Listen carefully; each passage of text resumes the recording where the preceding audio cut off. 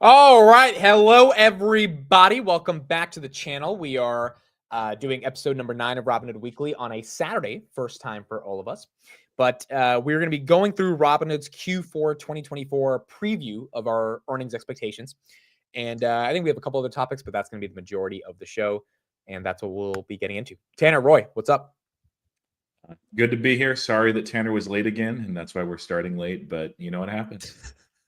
I think you guys, whenever you do solo streams, you blame being late on me. Absolutely. I should start doing that. That's actually a phenomenal idea. Sorry, it was Tanner. It was something. No, I was here on time, ladies and gentlemen. Don't let them confuse you. Yeah, I'm excited to talk some Robinhood. I'm excited to see their earnings call. Like, I think that's going to be really interesting, just the statistics, everything like this. But we're obviously going to get into that. But this is going to be one of the most exciting fintech names that we're going to see this quarter. Oh, yeah. Yeah, I guess before we get into the numbers, let's do a quick little segment on that. So earnings call is now in video. Here's Vlad talking about it, and then we'll give our thoughts on that. I wanted to tell you, first of all, we love our retail investor community. We got some feedback on prior earnings calls that maybe they were a little bit dry. They could be a little bit more engaging to listen to. And we took that very seriously. And so I'd love to announce that we're doing a live video earnings call for the very first time. So you'll be able to see Jason and I and also Chris in the flesh, updating you on the state of the business and also answering some live questions. So that'll be live streaming on X, on YouTube, and of course on our investor site at investors.robinhood.com. February 12th afternoon. Hopefully see you all there. Hey everyone, Vlad here. I wanted to tell you, first of all. right. So what do you think? It's awesome. It adds another layer. I love Palantir's earnings calls, not just because it's an awesome company and Carp's great and it's entertaining, but actually being able to see a lot of communication is nonverbal. And so it's just great to actually see that. And I hope more companies do that. But I think it's a really good fit for Robinhood. Like culturally, the way that they function, we talked about this last time, they're very similar to Palantir. So it's hard for me to see, especially after the success that they had with their events this last year, that this won't be received as anything other than awesome.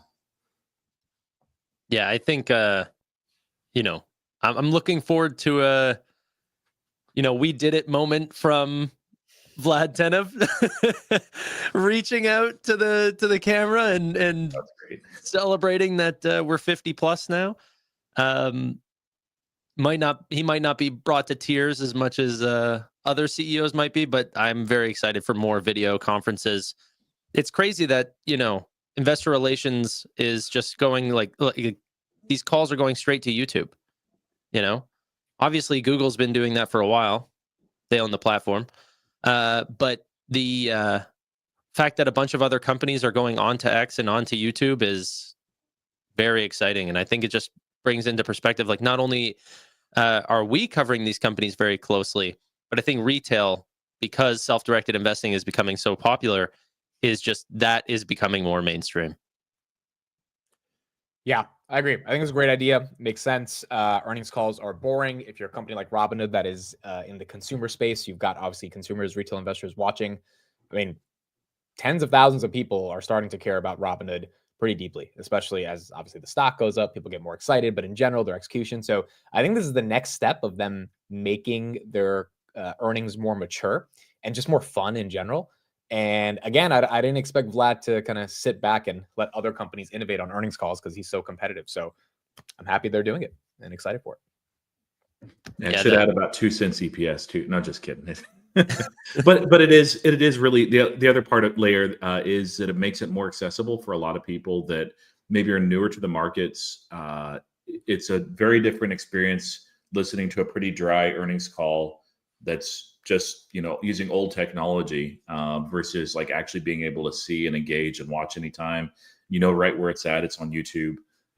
So anything that they can do just to be more accessible for retail, like that's a great thing. Yeah. I'm going to start eventually transitioning into some numbers. So we can do that right now. Yeah. Okay. Let's get the numbers. Okay, so I'll kick it off to you. What is your earnings projections, Tanner, based on some of the numbers that you've done? Or you can take whatever you want to take it. Yeah, I sort of said this before, and I'll just say it again. But essentially, the way that I got these numbers was taking the equity, crypto, and options volumes, taking a similar take rate to what they had last quarter, a small bump in crypto, but not as bullish as some people that I've seen. That gets us a transaction-based revenue of $617 million. Okay. On the what do you call it? Interest side, net interest side. Let me find that really quickly. I took a different approach, looked at what I believe is going to be the assets under custody of 210 billion, applied the same take rate there, and got $420 million. So after contra revenue, after adding those things up, we're looking at just right around $1 billion of net income for Q4 of 2024. Not net income, but revenue. Oh, Yeah. sorry. A billion of net income, sign me up. Yeah. At Around 100% 100. margin. Yeah. At net, sorry, I meant. Did I say net income? I thought I said net revenue. Oh, you said net income. That's why I perked up. I was like, oh, got $1 billion of profit? Wow. There you go. I'm pretty sure I didn't even misspeak there. I think I said net revenue. How much you want to bet? I'll bet you $100 right now. No. Come on, let's do it, dude. Do a bet. It's Maybe I said it. I don't know. It's $100. There's no advance contract on Robinhood for this. Otherwise, it would be a legit bet. So Yeah. No, I might have said it. I'm not that confident. You said net income. All right. I'll take it. Oh, people are saying okay. No. Everyone's agreeing. I said net income. You should have cheered him on, bro. You would have taken the bet. Like, come on, admits being stupid, bro. Just take the bet. Like, so yeah, about $1 billion of net revenue after contra revenue, and then looking at. So the only thing I haven't done yet, and I can probably just take this out. I just need to find their diluted share count is get their EPS. But so hold on. While you're doing that, let me go through my revenues because I have a different number. I have 649 million for transactions, and I have 296 million for net interest. And then for other revenues like gold subscriptions, I just kept it the same at 44 million. In terms of net interest, so I see your methodology where you're taking the AUC and then you're just deriving it.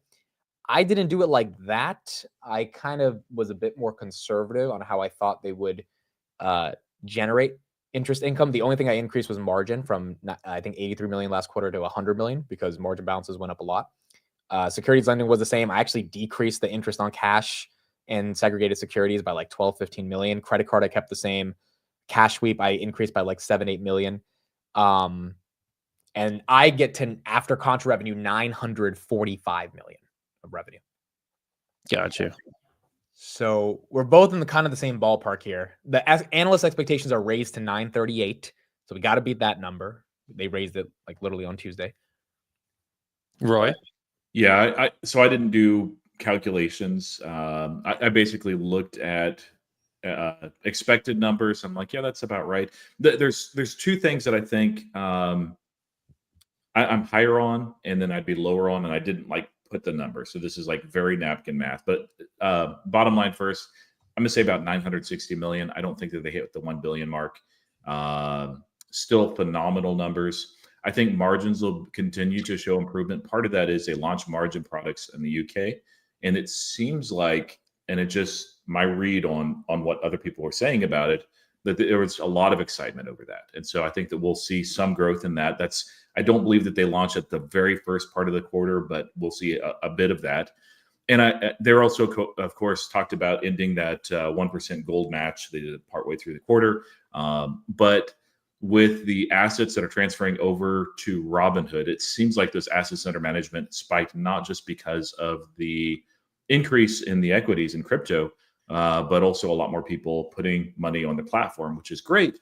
but contra revenue might be a little bit more than expected. So I think in net, that'll actually be more of a drag than I was expecting before. I was like kind of looking at things a little bit deeper, but I didn't crunch the numbers, do the nerd stuff. And part of that too is Robinhood gives us a lot of the monthly numbers. We have all of them, not for every single metric, but they release that on a monthly basis to everybody on their site, which is awesome. But there's also usually fewer surprises. So we just got new earnings estimates I'm looking at right now. These mother effers, I don't want to curse because it's Saturday morning, but I want to curse so badly. They can't keep getting away with this, bro.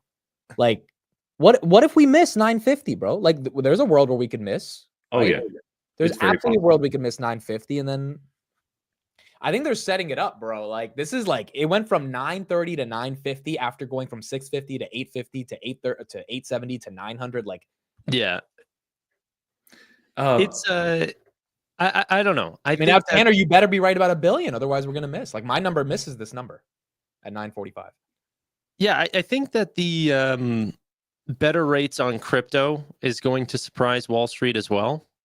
But you're also probably seeing a lower number on Wall Street because not everyone has revised yet. So there's still probably some estimates in there of people that haven't even put out a new number yet. So that's even probably lower than what you're seeing the average Wall Street analyst looking at right now. They're probably closer to $1 billion. Yeah, they But may where miss. are you getting $1 billion from? Because my take rate on crypto is 0.55. Like, are you using 0.6 or something? Well, I have way more money in net. You have more money in transaction-based revenue, but I have more money in net interest revenue as well. Like I'm 400 million. Okay, so how do you justify that? Is just pure percentage over? Has the percentage over AUC been accurate for Q3? Yeah. No, it's a pretty steady rate. It's actually been going down, so I kept it similar to Q3, which is a lower number than what you see at Q2, Q1 of this year. So for Q3, what was the percentage you took on their AUC? 0.18%. 0.18, and that's off 165 billion for Q3. 274 million for net But how many AUC did you? Yeah, 152. Okay, so you're using, now I'm assuming we're going to 210 at the end of. So I'm saying essentially 58 billion new dollars in assets under custody. that's actually not that crazy. No, like we saw in November, 194. Like that's excluding the insane ramp up in December. I think it'll probably beat that. So you're doing 0.18 of 210 billion. Yeah, I'm getting 378 million. Why are you getting 420?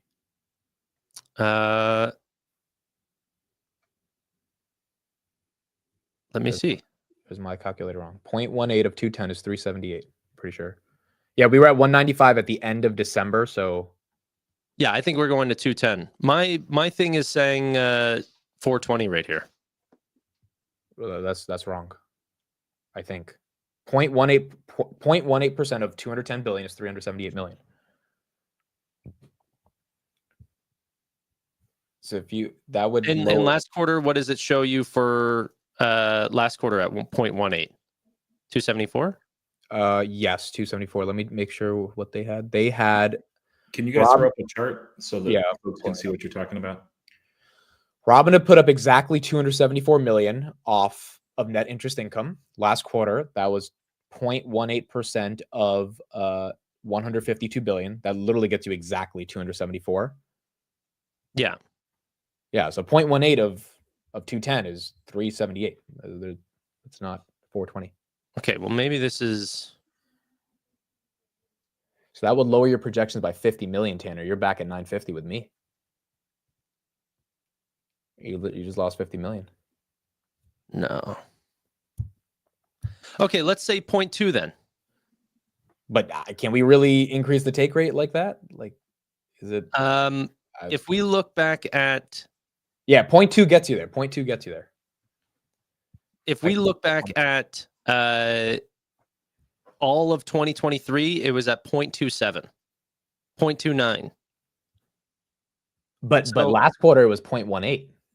Yeah, which is the lowest point since Q2 of 2022. I would assume it goes lower because we cut rates again, right? Yeah, but we're also in new products now. Like there was no credit card back then. There was no credit card's not going to grow. It's going to be maybe another million. We did 4 million last quarter. Maybe it'll do 5 million, 6 million. Yeah, I actually don't think that's true. I think that credit card will grow. No, I think that people haven't got their credit cards. No one's getting. Yeah, but what you're looking at is, so one, people are getting their credit cards, so it is going to grow. But not dramatically. Not like, it's like maybe a couple thousand people, tens of thousands, maybe. No, you're talking about like 25,000 new people per, what did they say, per month? I thought that was signing up on the wait list, not actually getting. No, it's 200,000 per month is on the wait list. They're never going to get to that wait list. I'm going off of the head of credit's investor day comments that says exponential growth will happen in 2025. Right now, they're still cohort analysis, experimenting. Yeah. All I'm saying is the reason why it went down last quarter is because they're getting rid of a lot of the X1 cards. So that's from their old book. Like they didn't get 4 million the first time that they offered the Robinhood card. Those are all X1 users. So they're writing down X1 users and then pumping up. Yeah, but regardless, credit cards doesn't get us there. I mean, maybe you assume another 10 million, which is ambitious for 15. No. All I'm saying is securities lending is going to be Securities lending is going to be much higher. Margin is going to go through the roof. Credit cards is going to play an impact. I think that honestly, I'm not actually looking at rates. I think they're going to grow much faster than that. I mean, I did my numbers. I added more to cash sweep. I added 20 million more to margin. I took away 8 million from the interest just to be conservative. Also, you have to subtract that 6 million from interest expenses. I don't get 420, dude. I feel like 420 is aggressive. It could potentially be. I didn't do it on a per segment basis. I just think the assets under custody, if you're looking at quarter over quarter over quarter, it doesn't line up with this quarter. This quarter is a massive breakout. We've gone up by 10. Like from Q1 of 2024, we went up by 10 billion. The next quarter, we went up by 12 billion. This quarter, we're going to go up by 50 billion. But in December, when we had 194 billion AUC, that extra 15 billion, where is that coming 194 was not in December. That was November's numbers. They didn't give us December numbers. Got you. That makes sense, actually. So that's why I think December is going to continue to add on more. No, yeah, you're right. We're definitely adding 15 billion in December. Just through deposits, we would probably get a third of that. Yeah. So on this quarter, analyst expectations are really, really high. There is a chance that Robinhood doesn't surpass that, especially if they keep raising it. They have until Wednesday. But I think that the number that's actually going to be more interesting is they have a chance this quarter, not next quarter, because it comps higher, and there's also the legal fees, to hit that 100% revenue year over year. So last year, they hit 481 million. So 962 million is a number to beat. And it sounds like that all of our projections are just slightly under. Is that right? Or are you above that, Tanner? Say that again. Sorry, I was reading. 962 million is a number they have to hit to get the 100% year over year revenue. Now, that's psychological, like the difference between 93 and 100. It's like, whatever. It's amazing. So is your number still, Tanner, ahead of that 962 million, or are you saying okay? Yeah, and Amit and I'm not changing my my projections here. I think that assets under custody could come in higher than I expect. Yeah. I think that the crypto take rate could come in much higher than I suspect. I think that the other segment, I didn't add on any events contracts or. Oh, I forgot about that. That's another. Yeah. That's another 5 million. Yeah. So there's areas where I am being conservative. Did you subtract contra revenue in yours? Yeah. Okay. Yeah. 47 million. You did 47. I did 41. Okay. Yeah. Dude, we should come in at 950 to 975 on the high end, maybe $1 billion. But I think even with these analyst upgrades, we should we should beat it. Yeah. Yeah. And I mean, worst case scenario, and we saw this 3 times last year, that they have a phenomenal double beat, crush the market, and the stock price tanks. And that was frustrating at the time, but it was also amazing if you were looking to add more. Yeah. You know. Ironically, last time they missed on revenue because of the Yeah. contra.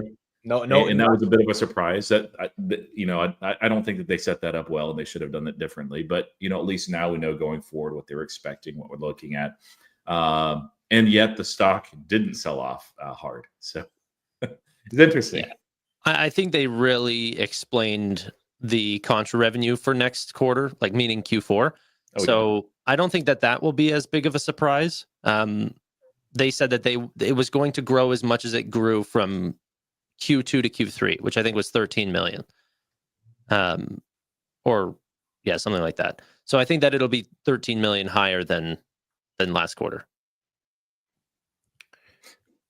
Okay, so we're all kind of in agreement that 950 could be achieved. Is there any world in which we're underestimating the amount of gold subscribers they got? I mean, they added 120,000 in a week alone in December. So they added up. It was kind of interesting the way that they released that. And also be sure you put this in the numbers if you didn't. The Dogecoin at the very end of the year, and then they gave out some Bitcoin in January for the first. But I saw people telling me, I mean, that maybe they were lying, but I doubt it. In December, even though it was not gold only, that they were signing up for Robinhood Gold. They're just like, hey, this is cool. I'm going to sign up for Robinhood Gold. Like, cool. And then they got some Bitcoin the day after. So that was nice for them. So yeah, I think that on the consumer side, there's been 3 things that have really happened. One is the markets have been ridiculously hot, especially in November. December was also very, very good. Crypto likewise had a pretty good bump. I've seen sentiment changing towards Robinhood. There's still some people that are very have a lot of animosity towards Robinhood and Vlad, and that's fine. They can do that. But I've also seen a lot of people shift and change their mind and just say, hey, it's an awesome platform. I want in on this. We've seen them launch a couple new products on UK, hopefully ISAs and SIPs this next year. But yeah, with all those, I don't know. I think that they continue to accelerate the gold adoption. That what is it called? The something rate, attachment rate of gold has continued to go up, and I think that will continue. It's better on the new cohorts too. Like the amount that they have on the total user base is something like 9%. But Vlad Tenev had said that the new cohorts that are coming onto the platform are like 20+%. So if that continues to go even higher, if that gets to 30% or something like this with all the new initiatives that they've tried in this quarter, like that could be a real surprise to the upside as well. Yeah, I like that they're right there. Great comment. Appreciate you putting those numbers in the chat. Like, there's a chance that we're looking at 10%, so which is phenomenal. Yeah. And he wants to get it to 50+%. Yeah, that's the end game. Yeah, like in my model, I assumed no change in other revenues. So 44 million, same 44. If that comes in at like 47, 48, wouldn't surprise me. I assumed nothing in credit card. I assumed nothing in securities lending. I assumed a decrease in interest on cash and segregated securities. And for crypto, I had 360 million. That's my big one, which I think is very possible. And that could be conservative if my take rate is low, but I think my take rate is relatively normal here. 360 for crypto is aggressive. Dude, I mean, if you assume, so they did 70 billion in trading volumes. We have that number pretty accurately. I think I assumed, 0.52 on that? What do I do? Yeah, basically, I assumed 0.50. 0.50. The last time their take rate was 0.42. They said no, it was 0.44 on average. I think they got that extra 0.6. I mean, maybe. I'm seeing some people say, like I think Joshua was reporting on this, and he's saying, oh, their crypto rates are skyrocketing in January and everything, but it's impossible to know. Like the way that they roll this out, and we've seen this 100 different ways, they will try out new pricing on 1% of their cohorts or a certain segment of people. So to take your individual data and try to say that that's what they got across all of crypto. It's like, that's very hard for me. I can't imagine that that's the big. So what I'm trying to say is, during that call with Jason, whenever he said, hey, we're trying out these rates and we're not seeing people fall off, trying out what, 5%, 10% of people, 100%? But the trade December was wild for crypto, dude, and November with Bitcoin getting to 100. Like, even with experiments in different cohorts, I still think.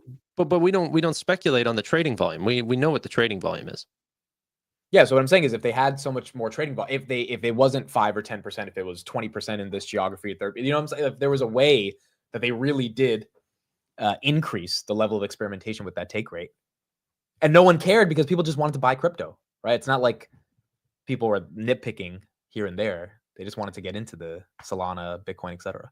Yeah, so I have 0.44 on crypto. So if that goes way higher, that is pushing me to even higher highs.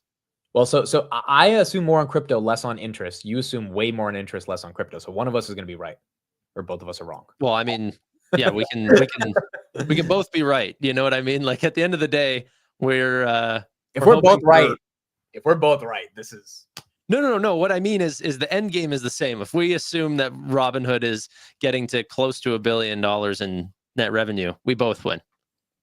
yes. You know, yes. just being positive on the company, or they both have skyrocketed here and we are wrong on assets under custody and on their take rate on crypto, which will, like, that's going to be one of those times where we all said, like, oh, 3 cents of EPS, and then they put out 18 or whatever, and we're like, oh my God, like, just, you have to stand up and walk away from the table. Like, who knows? The problem with those quarters, we only saw 2 months out of the 3 months. We've seen all 3 months. Exactly. Yeah. But we've only seen a little bit of color in December. We're not seeing funded accounts. We're not seeing assets under custody. There's a lot extra here. And the real unknown, and I think it might be more important than earnings, simply because they don't do product launches in earnings. We know what most of the numbers are. They're going to be amazing, and they don't do guidance. Is January's numbers, and they usually hint at them, and then they'll give the full release, shortly after earnings itself. I think that's going to be more impactful than anything else they say, unless they shift and start giving guidance, which I don't see a reason to. What they're doing is working. So, yeah. So let's talk about this. The stock itself. Do you think it's pricing in way too much, up 40% this year? Yeah, this year, but this month. It's a lot. It definitely is. And there's reasons for it, though. And I want to talk about crypto January volumes, website traffic for January. Things are looking strong for the new year. But it is a lot. I'm not currently adding right now, unlike you, Amit. You're doing. Dude, I'm buying, baby. I'm buying. Every week, DCA. That's what I got. That way I don't have to worry about the price too much. I'm trying to increase the amount of Robinhood that I have. And it's the way I look at it is, like, if my conviction is higher than my percent allocation, then I need to look for an opportunity to increase it. And some names like Tesla, I'm like, not buying right now. I think it can fall a little bit further. Robinhood, I'm like, this name, also like HIMS, it's gone up a ridiculous amount, and they're executing at a very, very high level, and there's no movement that's going to shock me. Like, I'm actually I was thinking yesterday, I was like, I usually sell covered calls even into earnings, and I'm like, man, I don't even know if I want to do that. Even at, like, I think 75 is the highest. I'm like, is there a chance that Robinhood breaks through 75? Yes. Is there a chance that Robinhood falls to $30? Yes. And that's crazy. I think 75 is higher than 30, though. I think the street, even though it could happen, I think 40 would be more max pain, 42, 43. I think the street's recognizing Robinhood as, like, one of the only financial services companies that can grow and innovate. And they're starting, like, it's not Palantir, but they're thinking of Palantir as the only AI software name that can grow. And so they're giving it a crazy premium. With Robinhood, we do have the growth to justify it. That makes the premium actually look not that crazy at all, especially given they have $1 billion in buybacks. But if the street keeps thinking that, with S&P inclusion around the horizon and new products that March, we should probably get a new gold event. Like, I think this thing's going to get bid up, and all the analysts are going to increase their expectations, and I think we go higher. Yeah. Yeah, No, that's the thing is like with some of the names that we have, people are like, well, valuation is getting pretty up there, and there's a lot of like concern not about the company but about the valuation. I don't see any of that with Robinhood, even No. though like PE, yeah, it's pretty extreme, but they're growing ridiculously. They're perceived as a leader in this field, innovator. They're accelerating, not decelerating. So um, anything can happen this quarter. I'm prepared either way. If it and my dream scenario is phenomenal earnings and the stock just crashes. That'd be so good. Frustrating short term, but those sort of opportunities in a quality company where it's kind of a silly thing for them to crash. And in this case, it might just be like expectations for the street has just gotten so high that they're like, oh, well, we didn't like this. So that would be amazing. I don't think it's going to happen, but get prepared either way. you know what? Like, there's not a lot of companies that you can hope for amazing earnings and then for them to crash down the next day that they open. Robinhood's one of them. It will let you buy great earnings and feel like you haven't missed anything. It'll make you question, what's the rest of the world reading that I'm not? No, they'll just put out unbelievable earnings and then crash. Yeah. Can we talk about website traffic really quickly? Yes. Let's talk about that. Yeah. So there's really two names that I've been looking at that have surprised to the upside for website traffic for January, and that is Robinhood and SoFi. SoFi doing some amazing things here. This is probably TGL in their efforts over there. But Robinhood creeping up even more month over month, December to January, was something that we really didn't see across the board from other fintechs. So if we take a look at Coinbase, for example, if we want to say that this is crypto strength, well, usually you would see that in their competitor for Coinbase. So we're not seeing that, which makes me feel like there's other products that are also or other marketing efforts that are actually allowing them to see higher website traffic without the need for just strength in crypto, which still does show up, like these random strong quarters in March and then continuing November, December. This is crypto. You can kind of align that with Coinbase. Yeah, they really opened up their marketing spin this year, and I'm seeing a lot of ads here in the States on Robinhood, more than any other fintech at all. And part of it probably search history, but I'm wondering if part of that too is that Robinhood Legend platform. That does that. Is this just monitoring Robinhood.com or all domains? Yes, Robinhood.com. Okay, so I guess not. Then. Yeah, Robinhood.com as well as their associated app. Okay, yeah. All right, so the whole thing. Legend is probably a factor there too. They talked a little bit about it last quarter, so I'd like to see that continue to climb. And now more spend for sales and marketing. That wasn't a 2025 effort, though, right? That was talk for 2024. Yeah. So potentially it's continued. I think that's the only thing that they do give guidance on is what they potentially want to spend in the year. So we're gonna get 2025 OpEx, which is nice. Do you think it's a replication? Do you think they're going to repeat? I think they're going to be more aggressive. I think they're going to be more aggressive. I think across the board, you're going to see this from Coinbase, SoFi, essentially every fintech name. You're going to see them be more aggressive on sales and marketing. I think they're out of the hump. Rates are coming down, and they feel like they can capture some more market share. Yeah, I mean, we also got Bitstamp closing, Trade PMR closing. Well, that's another thing. Did Trade PMR close in December? Because that's 40 billion of AUC that I don't think we've added yet. I imagine it closes first half of 2025, so maybe we don't see that in Q4.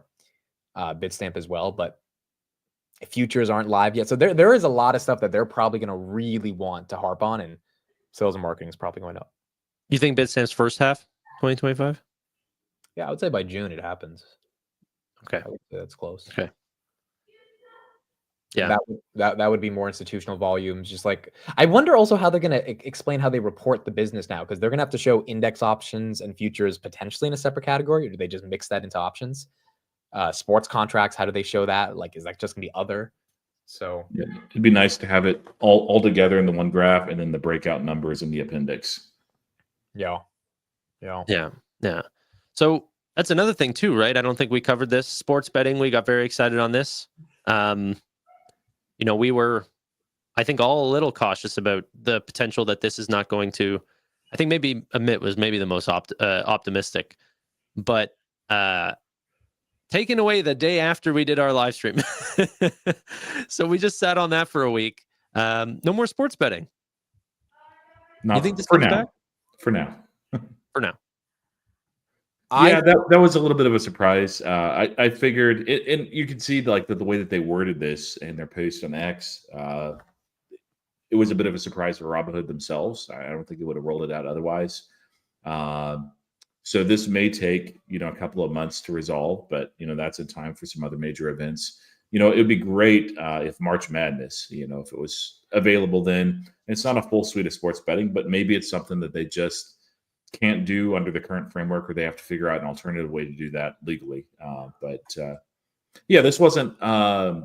It would have added to revenue, but it's not. I don't think it would have been as big as the election betting. That was pretty insane. Yeah, it's probably not going to be as large, but I do think that the category in general is like a large enough add to Robinhood's business that they are going to separate it from their other revenue, if that makes sense. Look at my puppy. Is that a new puppy? No, I've had her for a while. Dude, I've never seen her on your stream. Raina, come here. Up. I've only seen the cat. Raina. Oh. Yeah, what a good girl. Wow. I need to get a puppy, bro. No, we've had her for a while. I don't know what the CTFT C4C is. I don't know what they are. I don't know what the hell they do. C3PO. That's what it is. Dude, I was getting a manicure on Tuesday, okay? And then I see this notification while I'm getting my manicure. CTFC stops Robinhood derivative. I'm like, what the fuck is who are these people? And so I think this is going to be short-lived. I think Hood's going to make some calls to the Trump administration, remind them they put in $2 million into that inaugural fund, and they're going to get some hopefully influential people to tap other people at the CTC47 FTC on the shoulder and be like, come on, like golden age of America, baby. We're not going to stop Super Bowl contracts. Yeah. Yeah. Also, what was it? The FDIC came out this week as well and said that they have been looking back on their crypto sort of restrictions, and they want to sort of relook those, lighten up, and be a little bit more friendly to financial institutions and help them get a clearer roadmap to setting up crypto that could also be safe for consumers. I think that we are going into a golden age in terms of products that should be available to consumers. As long as that there's the disclosures, adults should be able to do what adults want to do. Now, I don't know if this has anything to do with the age restrictions or anything. I know that we talked about this between 18 years old to potentially trade in derivatives markets, 21 to do sports gambling in most states, I think. Is that a potential factor here? I haven't read through the filings. I have no idea why they made. I think Robinhood could have said no, screw you, but they didn't want to bark up the wrong tree, and they were just like, we're just not going to fight this right now. I don't know, maybe because they didn't go after Kalshi, so I don't know why they're going after Robinhood unless they think Robinhood's a brokerage and it shouldn't be mixed with sports betting. Which brings up the broader question. Karan right here in the chat says they should make a separate app for betting. Dan Dolev, one of the biggest bulls on Hood, raised them to 65 on Friday and said, we think there's a real good shot that sports betting ends up becoming a thing for Hood. So what do you guys think?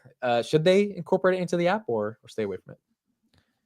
Well, I think that they should definitely have part in it. They have customers that wanted it. And if they can create some sort of product similar to Robinhood Connect, where they can allow for seamless fund transactions to Robinhood betting app to the Robinhood brokerage app, put it in a separate app. Who cares? Probably what they're going to do is just launch one of these successfully that are related to sports, see what the reception is as far as people actually using it and enjoying it.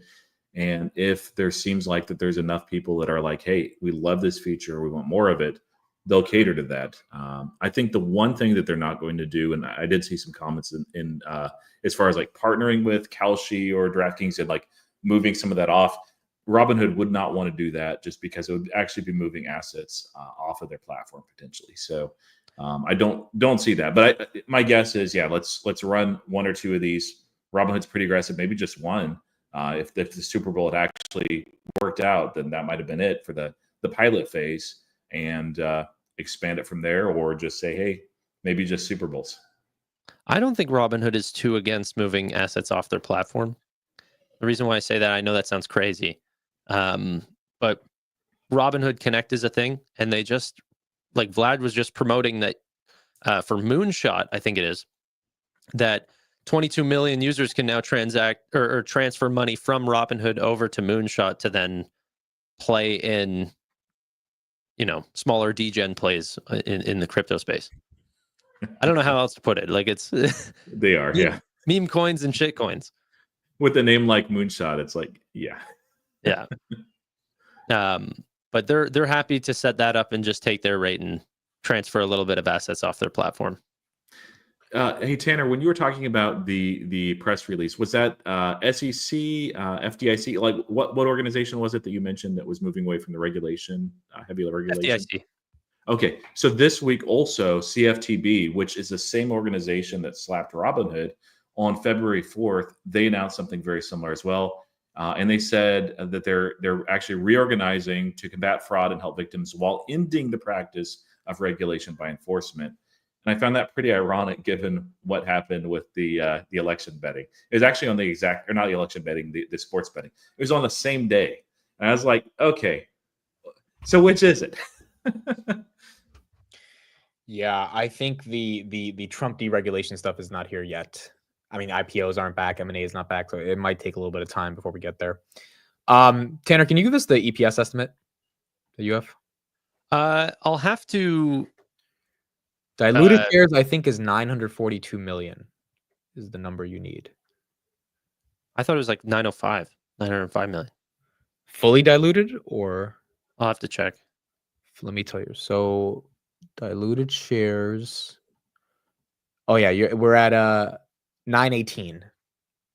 Okay. 918, that's our number. Sorry, go ahead. I'll have to do that real quick.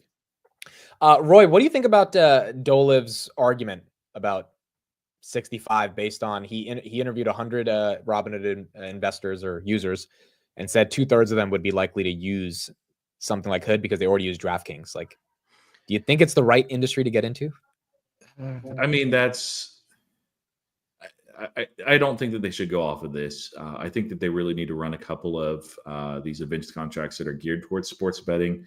Super Bowl would have been good, but I'd also like them to do like a smaller one just to see if there's any kind of adoption at all for that. The mega events certainly, but I don't mind them offering it and offering access, but I don't think that 2/3 of Robinhood users would actually do that. You know, a lot of times, and this is like a very, very small sample size. It's not a scientific study or anything like that.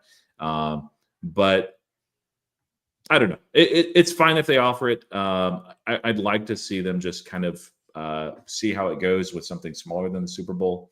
And if the excitement is there, why not add that? But like a full platform like DraftKings or something, no. Yeah, I don't know, dude. I don't think they really care about sports betting. I think it's getting a little hyped up, and that's not their mission. I do think sports contracts is a world where they see growth, but I don't know if they want to be like allowing you to bet on how many touchdowns or how many yards Mahomes is going to throw for, right? But like general Super Bowl, Chiefs versus Eagles, I think that they want to get into that. But in general, we did see Vlad tweet a while ago that as news becomes the markets become the news, and he's kind of following that idea that people want to bet on stuff. I just don't know how deep they're going to get into it, but they need new avenues of growth, right? Like we need new ways to diversify revenue, and this is a really easy way. I mean, like sports are not as cyclical as the market, right? So I don't hate it. I just don't know if they're really going to go after it. Yeah, I'm interested. Sorry, I'm thinking about EPS here. So I took my numbers and plugged it in, and I'm getting closer to about 35 cents, which is below consensus. So I'm wondering what Wall Street's seeing that I'm not, because I've got a pretty high margin here. I've got a a way higher amount of net income. So either they're expecting some massively large increase in margin that I'm just not understanding, or there's some sort of one-time expense that I'm not thinking of. Can you guys think of what that is? Because I'm looking at like a 28% margin, getting $290 million of net income. Unless they have a lot of tax losses from prior quarters that I'm not aware of, and then they take that. I don't know. I was thinking that there might be a chance. Like that EPS number looked high to me. I didn't crunch the numbers, but right, very high. Yeah, they did last quarter in net income, 150 million. Yeah, 150 million, 188 before that. And I'm seeing closer to like 290 this quarter.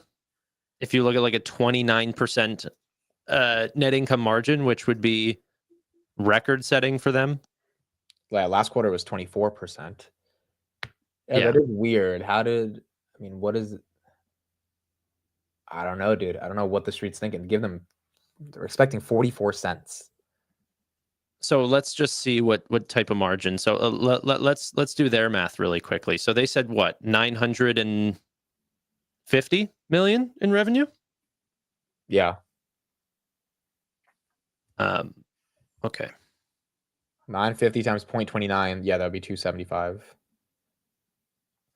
So I don't know. Like you're looking at really, really high percentages here. Are we supposed to be dividing by not the full share count? Is that what changes it? In that case, we would be dividing by 884 versus 918. No, it's fully diluted. It's EPS is fully diluted. Okay, so it has to be. Yeah, right. Is the margin your take rate or your margin is increasing? I'm assuming for quarter 4. Is that correct? Or yep. Yeah, okay, to the highest rate they've ever seen. So Q3 was a little bit of a drop off. So it went from 27.5 down to 23.5. I'm saying it goes back up and beats their highest at 28.5%, which I'm not even 100% sure that would happen. Well, obviously, they did a lot of growth, but there was a lot of new initiatives as well. Yeah, to get that growth. But 90% of their costs are fixed, so maybe the market is just giving them even more margin. I think the market is assuming more crypto, and that's where they get the higher net income number. So you may be right on the revenue estimate, Tanner, but you're assuming it from net interest. If the market's assuming it from crypto, they're definitely going to smash the EPS number because our margin on crypto is just way better than. Yeah, they're essentially assuming about a 45% net income margin. That's aggressive, bro. That's really aggressive. I'm really bullish for this quarter, bro, but I mean, it's just that's a lot of shit they're expecting. Yeah, I honestly prefer going into earnings the opposite when expectations are low and price action has matched it. It's like, oh, that's a nice setup. It's fine, but aggressive. You can't keep getting away with this. Exactly. They keep raising. Like, what are they going to do? Like, I don't know. Yeah, on but it's very clear. Like, you can see it in the price action. You can see that in the price targets as well. You can see that in the way that the street talks about Robinhood. There's the excitement is palpable on this one, and it's not just about the one quarter. That you have to keep that in mind. Like, say that they do a double miss. That's a possibility. It's a very realistic possibility. Still ridiculous numbers. If the stock price comes down, that's going to get bought up. Yeah, I'm looking at 905.5 million shares. So I checked the not even 918. So I'm looking at weighted average common shares outstanding diluted, which is what we're supposed to be looking at. And then on $950 million of revenue, they want 428 million to get to 47 cents. So wait, what is it? 45 cents? 44 cents.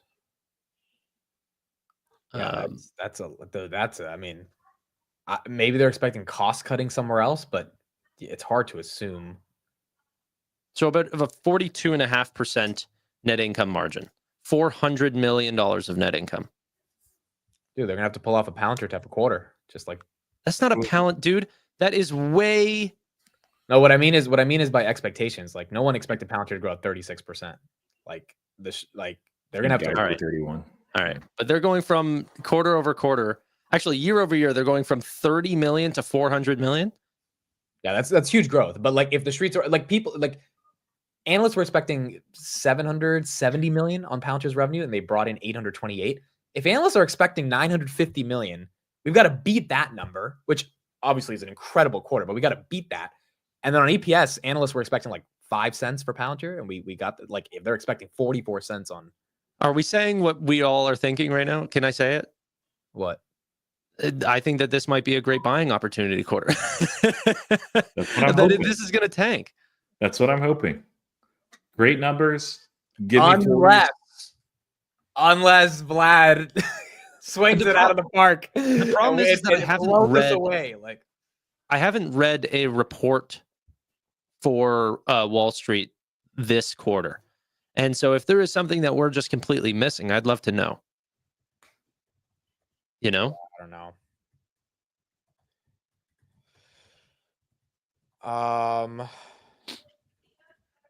I don't know. I guess we'll see, guys. I mean, the good thing about this one is I'm not in short dated calls. I don't need the stock to be above a certain level I don't really care. So if it goes down, I'll buy. If it doesn't, okay. You know, so to me, it's not really that scary, but guess we're going to see Wednesday. Yeah. That's interesting. That's interesting. Yeah. All right. I think that's it for us. These are the numbers that we have. For those that joined at the end, you can go to the beginning. Basically, all of us are assuming around 945 at the minimum to $1 billion on the top line on revenue. And then based on Tanner's numbers, I would agree with him. Around 35 cents of EPS. Street wants 44, so we'll see where that comes in. All right, we'll be live on Wednesday. We'll be streaming it on all 3 of our channels, and it'll be a fun earnings in video.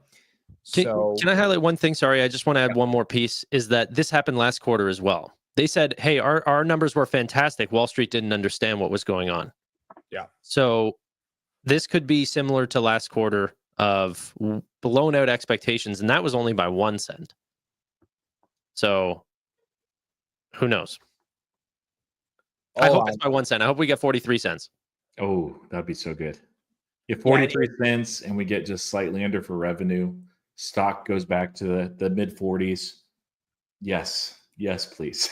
Yeah, because if January's data is good and the stock goes back to 40s, just like what happened in October, yeah. I mean, that's really an easy. Given what we've seen in the markets, I have a hard time seeing January numbers as not being good. Markets have done well. Crypto has done well. There's been a ridiculous amount of volatility. I don't know what they've got from the Trump coin or anything. We got, but it's set up pretty well. Yeah, I agree. All right, we'll end it out on this super chat. Marco, thank you for the $50. Appreciate you, brother. I don't have a specific question or need a shout out. Just wanted to say thank you. I've made a lot of money with Hood because of you guys. Palantir, Hood, SMCI. I love it. Hopefully we all continue to make money on Hood going into this quarter. But if there's a dip, it's up 40%. We all probably are mature enough to realize stocks can be volatile. But if it goes higher and they really do swing it out of the park, this is a next generation company with a paradigm shift that is getting re-rated that potentially has S&P inclusion coming up. So it could be a very, very exciting year for Hood. Yeah, and it could go either way. It's exciting. All right. Crazy. Good stuff. Thank you, everybody. We'll see you guys on Wednesday for the earnings stream. Bye, everyone. Have a good weekend.